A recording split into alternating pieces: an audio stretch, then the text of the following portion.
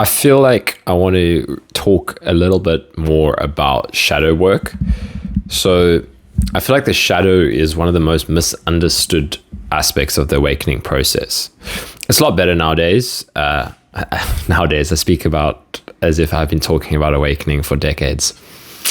Back in the 1980s, the shadow was really bad, but we've gotten better. No, I've I haven't. But just from what I see online, right? Like Angelo DeLulo is, for me, I mean, he was the teacher that helped me so much to understand the shadow. And the reason I say that I feel like it's still misunderstood is mostly because of the comments that I see on my videos. Yeah, the comments and the discussions that I see happening on some of my videos about people talking about how their awakening has gone wrong. So this is kind of like a follow on from my previous video where I spoke about the shadow. But I want to dive a little bit deeper here, right? Break down some terminology, explain what do we mean by the shadow? Because here's why I'm feeling compelled to talk about it, is because I myself remember first coming across the term shadow work, the shadow side of awakening. And to earlier me, that didn't make it just was a term I wasn't familiar with. So I thought, cool, let's maybe break this down if anybody is coming into similar confusion, So the shadow work relates to the emotion work. And let's talk about it like this, right? Awakening is the first step of the process. And it's a huge shift. And I feel like Angelo DeLulo's understanding of the process is my favorite for the beginning phases. Then on the other side of awakening and liberation, there's other more esoteric stuff that you can get into and people that talk about the more spiritual esoteric things. But to understand how the process plays out, it basically goes awakening, that being a massive shift in the realization of your identity, then shadow work. And shadow work is all of the things that we didn't want to see about ourselves coming into your direct experience, and it will feel like you've lost that clarity of first awakening, right? So it's like at some point it became very clear that you're just in flow with life, you're not in control, awakening is just unfolding as it is, life is unfolding as it is, there's no separate you, there's no individuals anywhere. Maybe you had that shift. Maybe if you haven't had that shift yet, then work on self-inquiry. Again, I'll point you to Angelo's work. But if you have had that first shift and now things are just sticky, things are heavy, you feel resistance every which way you turn, or it plays out in the relative life. It plays out in dynamic situations, things going wrong, your health going wrong, your relationships going wrong, your work going wrong. And then the mind interprets this as I've lost my awakening, or life is messing me up, right? It's very interesting, some of the comments I get on my videos and how different people's minds will interpret the shadow work phase.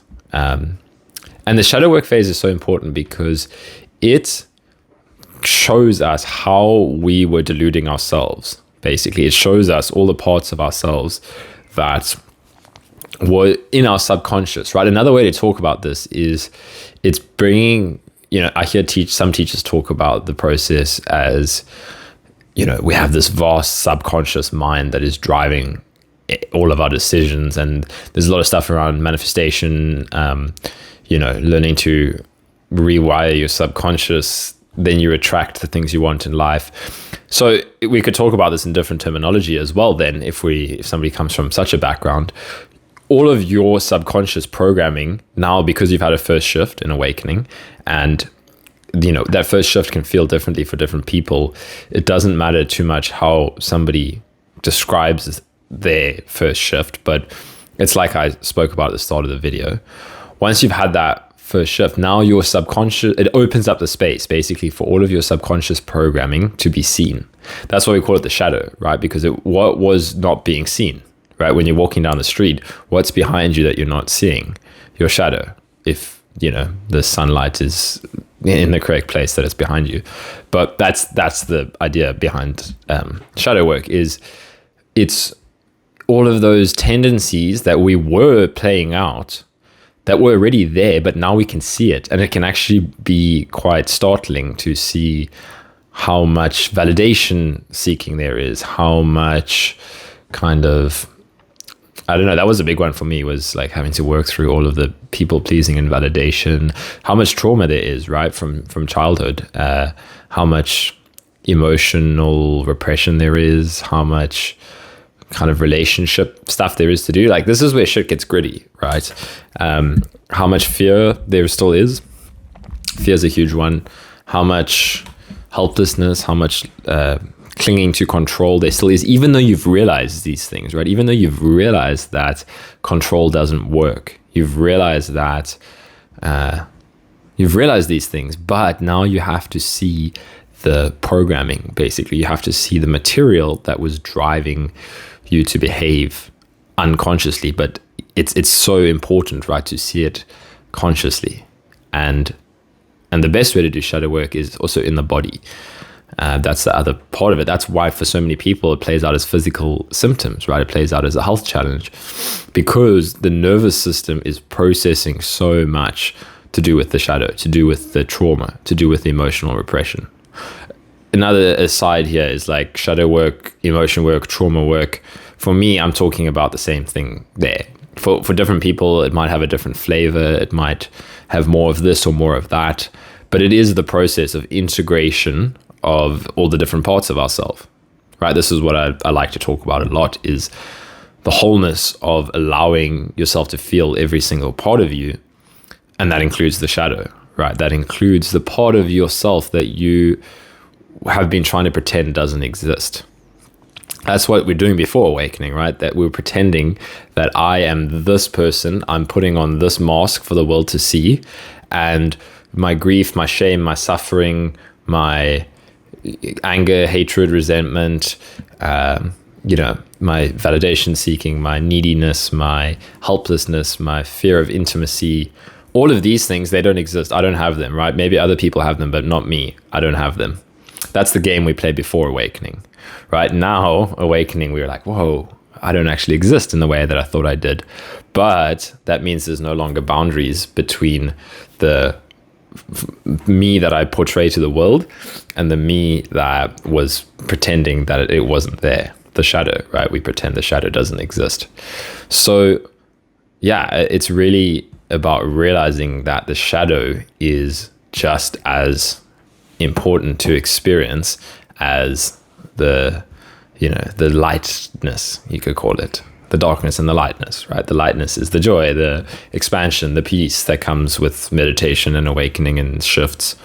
And we can and equanimity comes back, right? But equanimity comes back through exploring the physical discomfort, exploring the emotion work, exploring, and for me, here's another catch. The integration into the relative was so important as well. It's like I got really good at sitting with whatever came up, right? I was like, if I feel like my whole life is falling apart and I have no control, I will feel into that helplessness.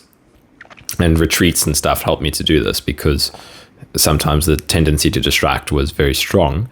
But I got good at that. But then I could start to realize in myself, there's a fear of the emotional vulnerability around others, right? I became comfortable in myself, and it's fun. It's good. We can still have that, right? It's nice to know that there's no guilt around solitude, right? If you want to be alone, be alone. That's a big thing that goes away as well, is that social conditioning that we have to be out there and socializing and all of that. So it's not to kind of put that burden on you to try and, I'm not trying to recondition people and say like, hey, look, you have to socialize. If that doesn't resonate, that doesn't resonate. But to share from what I realized in myself was freedom now. Now I'm pretty much really enjoying flow again, kind of like after awakening and then an intense year and a half or so of really intense shadow work, things are just flowy, right? Happening on their own. There's still this and that and who knows what.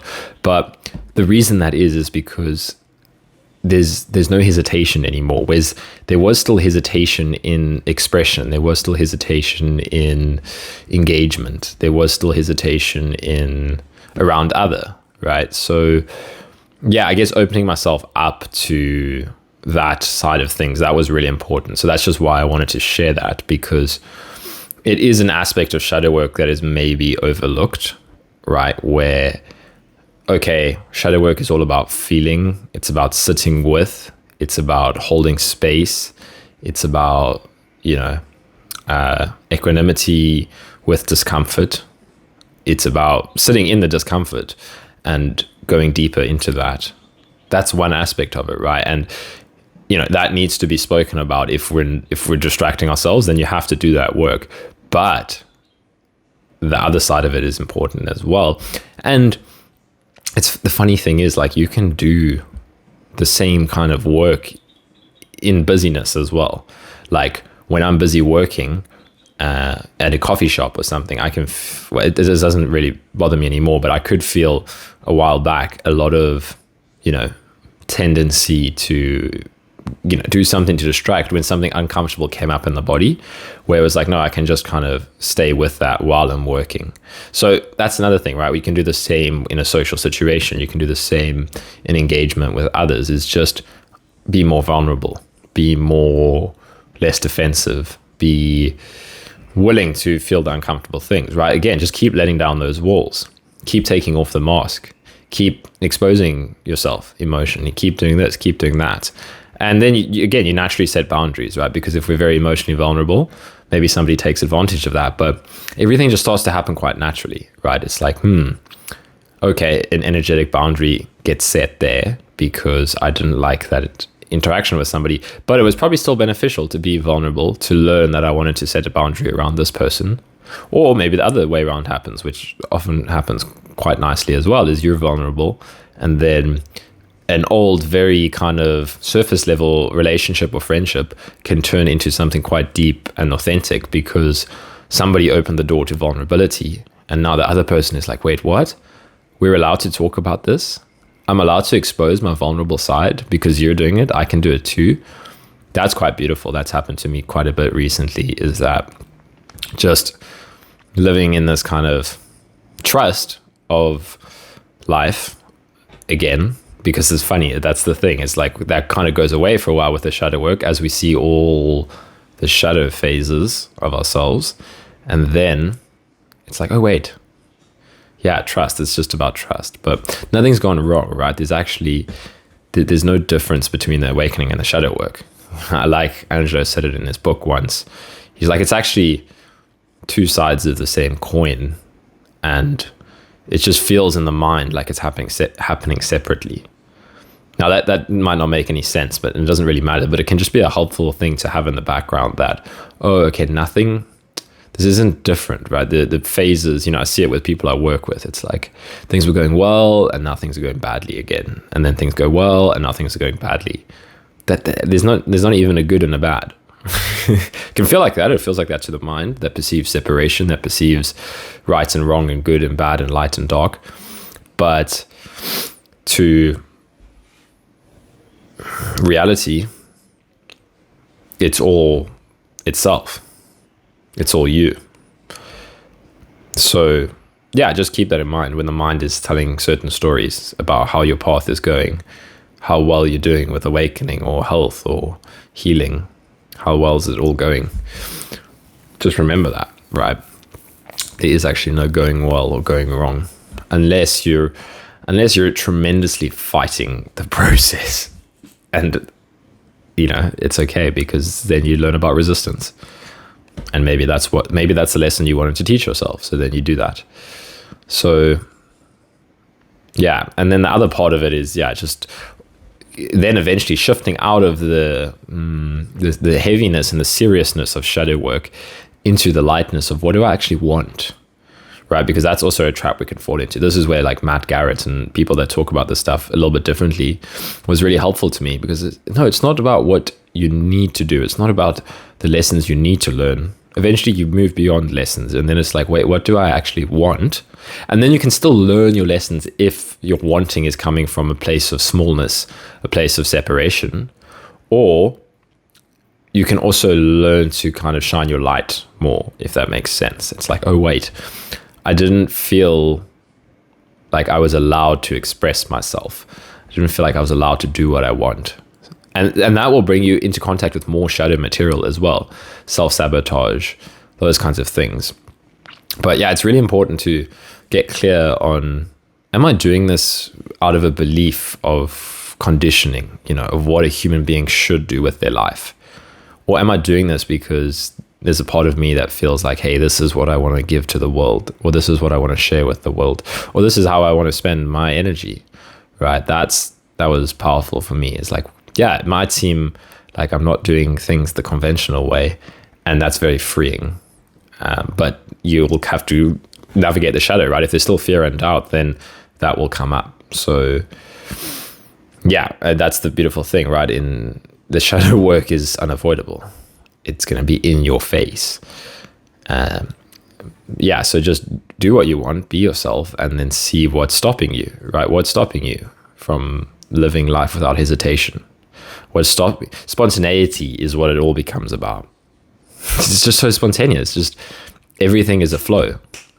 This is like the last thing that dropped for me, like at the beginning of 2024, was so much had dropped, but there was still hesitation. And then I was watching some of Angelo's content about like the difference between awakening and then just actual, moment to moment peace. And it was like spontaneity is key. Spontaneity and vulnerability, right? Be vulnerable, be yourself. And, if people trample on you, then that's what happens. But if you're trusting yourself that I'm being vulnerable, I'm being authentic, and I'm being spontaneous, I'm doing what I want. And people, either it will trigger people, right? Because they repress that part of themselves. So I see this a lot, right? There's people that don't like the way that I express.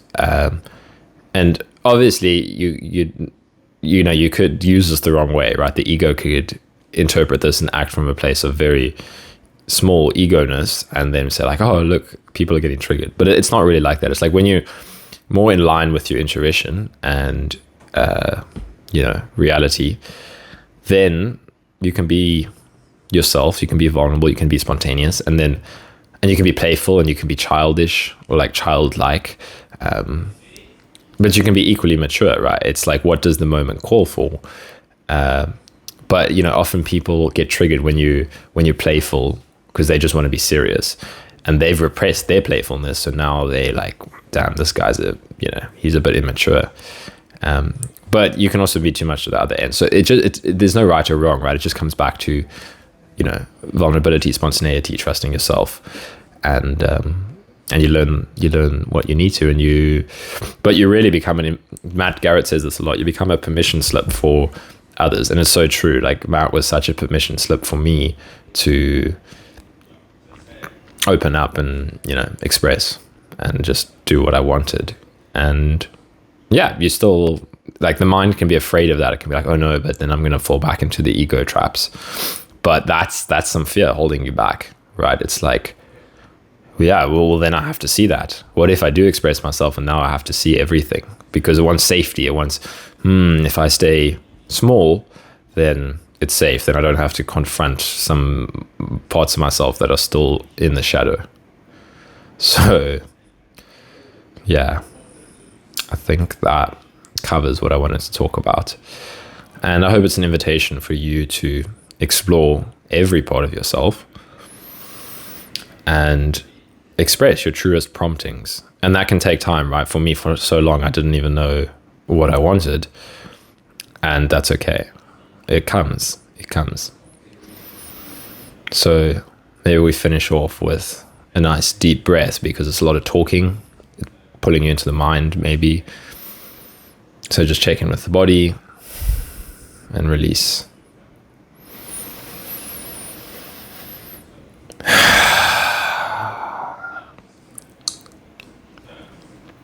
Cool. All the best.